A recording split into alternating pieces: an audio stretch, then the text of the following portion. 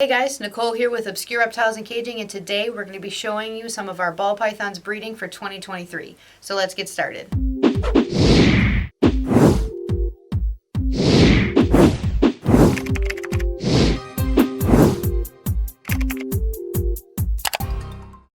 Hey guys, so in this video we're going to be showing you some ball python locks. We're going to be explaining what's a good lock, what's not. We've got some footage for you guys to see for quite a few different examples, and also if anyone's interested in anything specific from us this year, that way you guys can see at least some of the pairings that we're going to be doing this year. I'll also be inserting some things from the Morph Market Ball Python Calculator. That way you guys can see some of the odds for some of these ball pythons because some of them are quite large. So for example, if you are interested in one of the pairings and you want something very specific, it might only be a 1 in 60 chance that we get that exact baby. So the ones that are going to have crazy odds, we're going to be putting those in for you guys to see as well. A lot of our males, this is also their first season, so you'll notice they're a lot smaller than our females. It's totally fine as long as the males are producing sperm plugs and they're eating consistently. We also don't want to stress these guys out, so a lot of these might not be the best angles, the best being able to see them actually locking. And I use my snake hook to slightly move the water dishes or hides to get out of the way so we don't want to interrupt any of this. We do have quite a bit of good footage though to be able to show you guys the general what is a lock, what is not. So in this first bin you can see our banana Enchi clown male and our blade clown female. It's both their first season, so we don't really expect anything. Hopefully we can get some eggs out of them, but if we don't, that's completely normal. Our female is right around 1,700 grams as of last month, so we just started putting her into the breeding rotation. And we don't want to stress them out, so we're just going to be peeking a little bit to be able to see if they have good tail locks or not. And these guys definitely have a good tail lock. So this is at least one good breeding for these guys. For you guys who are trying to breed, this would be considered a good lock. This is a good breed, and we don't want to breed again for at least another month for that female. The male, we can take him out, put him in his separate cage when he's completely done, which could be a day, could be 2 or 3 days, and we'll have him all set up, let him relax a couple days, feed him in his own cage. Once he eats, then he can go to another female if that's what we decide. If not, he'll go to his own cage and wait about a month and then go back to the same female. We do have a couple of ball python pairings that we do every season, and this one's no exception. We have our albino pieds. The male is actually in the middle of shed, so they're not locking currently. I love cocoa husk bedding in general, but the worst part is when the snakes knock it into the water dishes. So unfortunately, you're going to see that in all of our videos. We do clean it every week, sometimes twice a week, depending on how much each snake knocks into the water. But that's what you guys see in the water. This is another pairing that we do every season. This is our Purple Passion to Purple Passion. They both just had fresh sheds, which is really good. That means, you know, the temperature is good, the humidity is good, and they are locked up. The darker one is our male, and the lighter one is our female. We have produced some awesome babies. I'll try to find a couple of pictures. I know I have at least one really good picture of their clutches that all hatched within just a few hours of each other. When breeding Purple Passion to Purple Passion, you can expect more Purple Passions, Super Phantoms, and Blue-Eyed Lucies. That's all you get in that clutch. That's why we love doing this repeat clutch every season. In this bin, we have our banana cinnamon pied. It's his first season, and we have him in with our normal female pied. Unfortunately, with this one, you can't really tell if they're locking, but he's at least trying. Like I said, some of these are going to be weird angles. I don't want to completely take everything out just to be able to get some good footage, but this one right here would be an undetermined. So I'll go back, maybe because this is the morning, maybe I'll come back later tonight, check in the morning, see if they're locked up. If they're not, then I won't consider this a lock because I can't get a complete visual confirmation on it.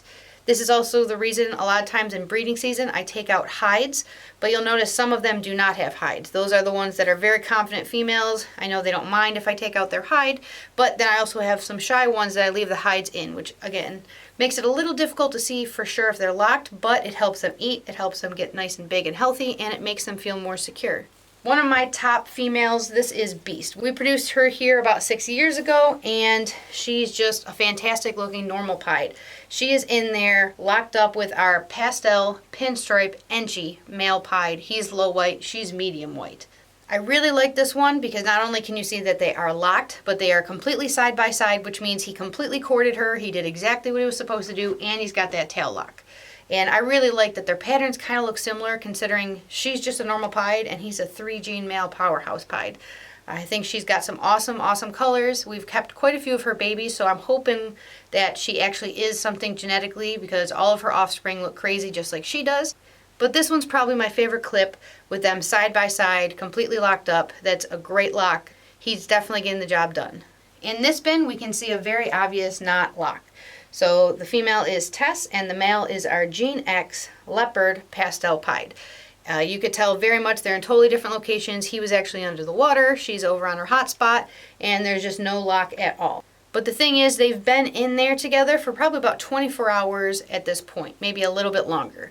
So technically, he could have locked her as soon as we put him in, and we just didn't notice. But we don't want to overcheck our animals. We don't want to continuously open the bin every hour to see if they're breeding. So we only check once, maybe twice a day. Normally it's only once in the morning. If I haven't seen a lock and I'm curious, maybe I'll give it a nice little quick peek, the second time during the day, but that's it. You don't want to stress out that animal. If you don't see a lock within 3 days, normally that's the time I pull that male out, give him the meal, let him relax, and then I let him try again. This is one of the ones we're going to be showing you a breakdown of the possible genetics for the babies that could come out of this pairing. This is our pastel pinstripe 100% het clown. She's proven, and our male is a Mojave pastel pinstripe clown.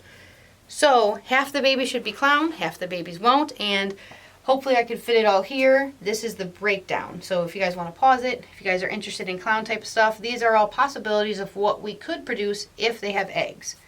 This is a big reason why when we do our wait list, we wait till we actually get eggs, and then from there, like for example this clutch, I'm probably not going to take deposits unless somebody wants something like they just want a clown or multi-gene clown or het clown, because that would be half the babies of whatever she ends up producing. But we could get mostly clowns, we could get mostly het clowns. Everything here is just, it's kind of like rolling the dice. You don't know exactly what you could get, but this is pretty much telling you what odds-wise what we should get. So this right here, this is our backup male. He is a Mojave Pied, and we have him paired right now to the Banana Pied female. We pull him out when the female has not produced eggs. Like for this example, this female has not produced eggs last season, and the season before that she only had a couple of eggs, but she's definitely big enough. There's no reason why she shouldn't. So we put the Mojave Pied male with any female that we definitely want to get eggs from.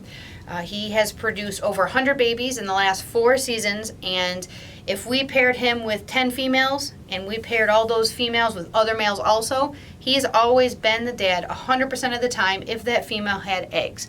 So we call him our backup, because if he has to go in, then that means he's definitely going to be the dad. We've never paired him with a female who didn't end up having eggs. So we've got him in there. Hopefully we'll make some awesome banana Mojave Pied females, something nice like that. But we just really want to get a clutch out of this girl because she skipped last season, so we pulled him out. This is probably the most exciting clutch that we're going to have this season because of how many possible babies. So the female is either a fire yellow belly or a fire gravel. So depending on what she is will depend on what babies they could have. So these are the options if, for example, she actually is the yellow belly gene.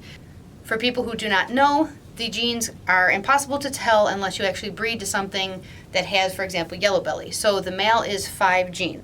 He's a freeway, which is asphalt and yellow belly. He's GHI, NG, and pastel. So these are the options of what could happen if they have clutches. Now, if she's actually gravel and not yellow belly, these are the options that could happen. So either way, it's going to be an awesome, awesome clutch if they end up having them. You can see the really big size difference. She's a little over 3,000 grams. So he is locking. He is looking like he's at least trying. So fingers crossed. He's the only male that's going to be going in with that female because we want to prove out if she's gravel or if she's yellow belly. But super, super excited for this clutch just because of how many odds. This will be our first year trying to produce freeways. So this one you can't really see very well, but this is our female blue-eyed Lucy. She is a lesser Mojave. And our male, it's our first time being able to use him this season. He is a blackhead mahogany cinnamon Mojave. So they could make quite a few really cool blue-eyed Lucy babies and other combos like that. Since it's the first time using this male and he has so many good genes that we're really trying to work with in the future, like mahogany and blackhead, we're super excited to see if he actually has a clutch for us. And our last one, she's actually in a smaller bin. So for breeders, sometimes you have to be flexible with your snakes. For whatever reason, when she goes into larger bins, she just doesn't like to eat. So we always keep her in a little bit smaller of a bin. Every 6 months or so, we will try to see if she'll go into a larger bin. Snakes are creatures of habit. So sometimes when you switch snakes around, some snakes love it and they really thrive and they do really well for you. Other snakes, not so much. So you kind of have to be flexible and do what they want. So in here, we definitely do not have a lock. They are wrapped up together under the water dish, but We have our banana fire female, and the male is a pastel pied who's actually 100% het clown. So here are the odds of what they could produce. So all the babies would be 100% het pied, and they would all be possibly het clown. You guys who've been here a while, you know I don't really like doing too much with hets, but we've decided to try to branch out and try to make some pied clown stuff. So a lot of the females that you saw, we actually will be pairing them with other males and mixing and matching. Some of them we won't, but some of them will actually have other males with them as well. As it gets closer, any female that actually has eggs, we're going to post on our Facebook page, Twisted Reptiles. Here's our little logo. So what we're going to be doing is once a female has eggs, we'll write how many eggs there are, so we know how many people will be taking deposits from, and we will also write what male that snake has been with. So for example, if it's a purple passion, it'll be purple passion x purple passion, and then that way, you know, there's 8 eggs, so we're going to be taking 5 or 6 deposits. But if it's something, for example, like that 5-gene male, fire yellow belly or fire gravel girl, we're probably only going to take a couple deposits no matter how many eggs there are, because we just have no guarantee of what we're going to be having. But albino pied to albino pied, we know all the babies will be albino pied, so that'll be a lot easier. As soon as eggs start to hatch, we will also be posting that again all over our page. We'll be making videos, we'll be going live. We're going to do our first live probably this year on YouTube at some point. Once we've got eggs hatching, we go live on Facebook sometimes. So if you guys have any questions, you can put them in the comments below. If you haven't already, please subscribe. We do new videos every Wednesday, and I'll see you guys next Wednesday.